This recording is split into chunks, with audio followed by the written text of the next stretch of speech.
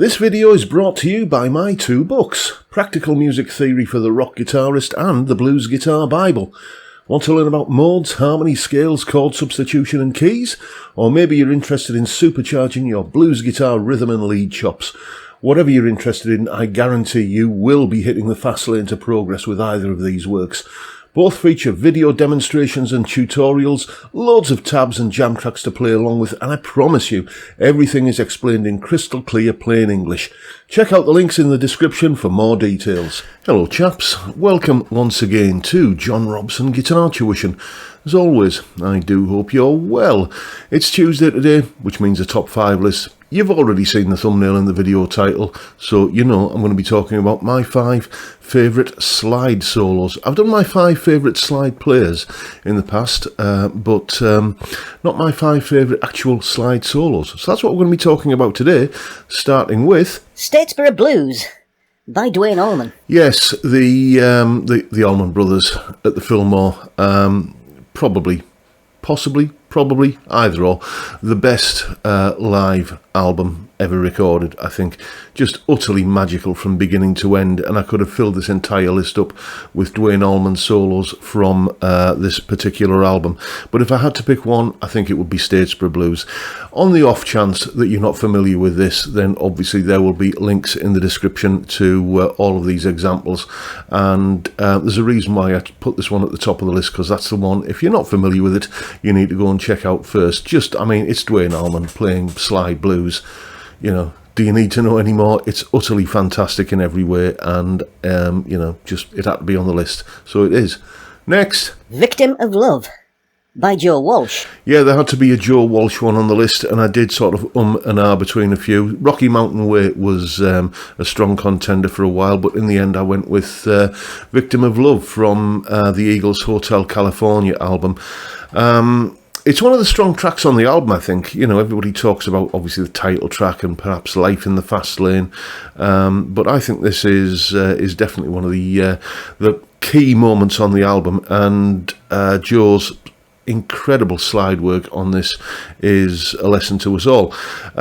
When you listen to it, if you kind of know a thing about listening to guitar tones, you can, I think, sense that he is playing very, very loud. It's got that sort of baked-in volume, and everything's just on the cusp of descending into some kind of feedback wall of howl round. But he manages to tame it, and everything just seems it's a dangerous solo. I can't sum it up any other way. That's the feeling I get from it. There's an element of like a car kind of just taking a curve, like a bend at speed, and just keeping it together. And I love that element in any music. And this is just sublime playing. Again, it's Joe Walsh, and he's playing fantastic slide guitar. Of course, he's on the list.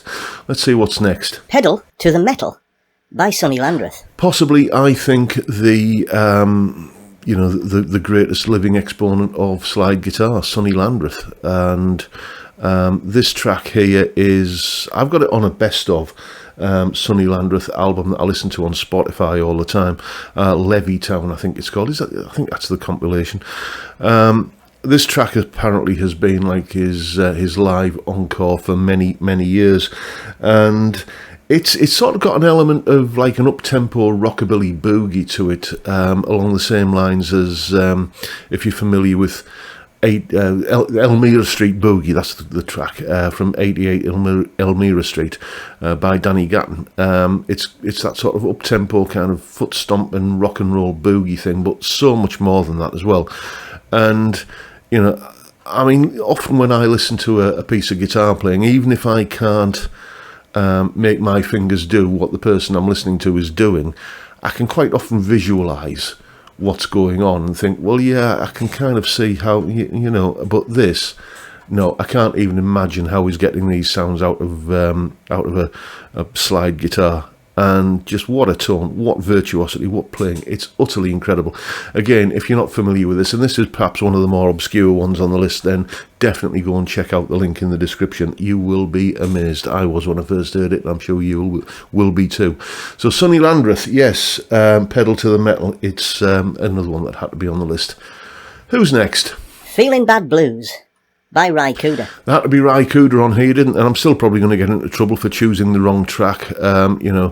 Truth is that Ry Cooder's music, I can appreciate his virtuosity and I can appreciate his talent, but a lot of his music on, like his self-penned stuff and everything, well, I suppose this is one of his self-penned things, but, his regular releases just don't float my boat. What can I tell you? But this track here is from that rather cheesy 80s movie Crossroads, where there's the guitar duel at the end with the Ralph Macchio, the Karate Kid character, playing slide guitar duel against Steve Vai.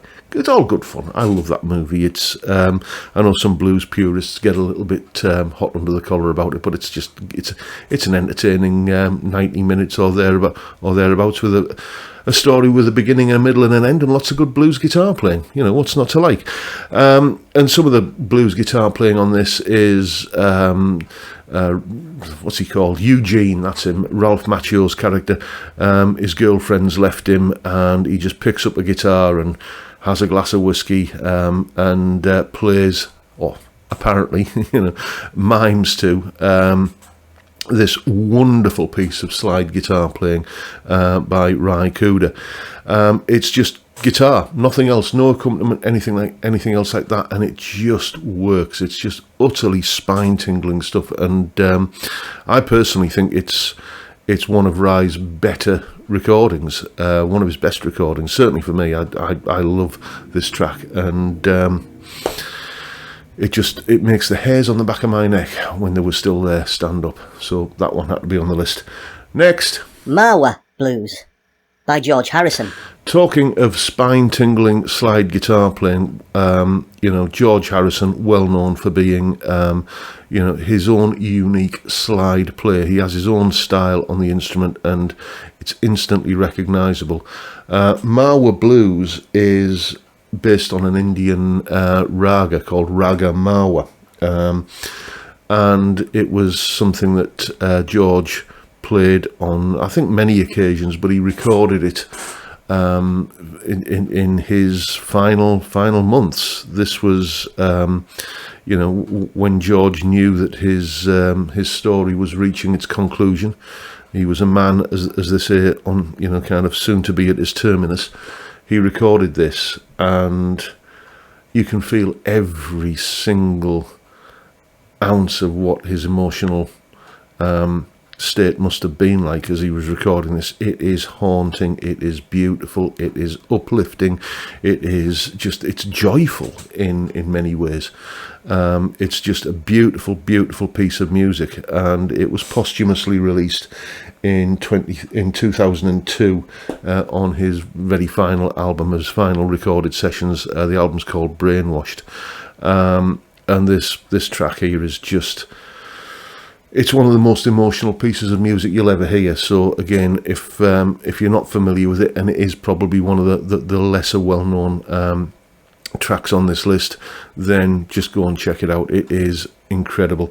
So there you go, folks. Those are my 5 favourite slide guitar solos. Statesboro Blues by Duane Allman, Victim of Love by Joe Walsh, Pedal to the Metal by Sonny Landreth, Feeling Bad Blues by Ry Cooder, and Marwa Blues by George Harrison.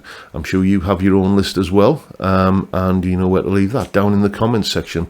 Let me know what you think I got right on my list and what you'd change about it if it were your list, and I look forward to seeing and hearing what your thoughts are. But that is the video for today, folks. Thank you so much for watching.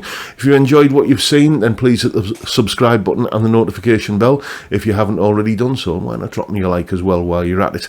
Don't forget the live stream every Friday, 5 PM UK time. We drink beer and talk about stuff, music, guitars, whatever. It's a great way to kick off the weekend, and I'd love to see you there if you can make it. But for now, I'll bid you all a good day and say thank you so much for watching. Thank you for your time. Look after yourselves, folks. Stay well, stay safe, and above all, stay sane. Bye for now.